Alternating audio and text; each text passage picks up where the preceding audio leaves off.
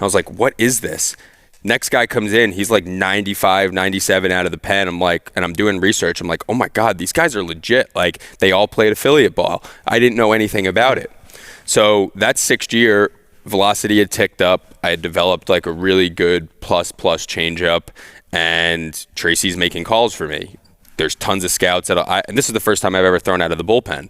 I was our closer. There's a lot of guys coming to see me, and I threw for a bunch of scouts after that season as well. I'm banking on a free agent opportunity. I know it's very unlikely with my injury history, but the numbers I put up and the way I was throwing, maybe it was possible if I was healthier.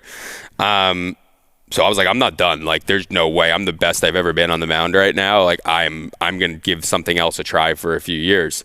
One of my good friends and one of our assistant coaches had a few relationships, and some scouts made calls for me, and they were really good friends with the manager of the normal Corn Belters in the Frontier League. So after throwing for teams, as soon as the draft ended, I'm like, all right, I need to figure out what's next. So I was either going to go to St. Paul, back when they were in the American Association, or normal in the Frontier League, and that's where it started. So again, you do pretty well. Yep. Right? And the Corn Belters lead to your next opportunity, which is? Next opportunity. So I went Corn Belters 1 year. Do you want me to share this story or you? Which part? Us. Well, Israel baseball. I mean, that I'll share the beginnings of.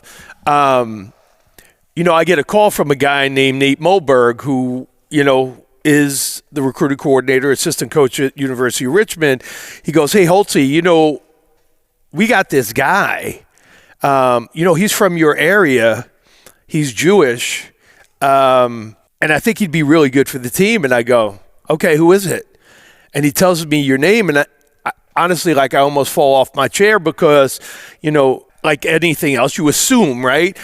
De Marte,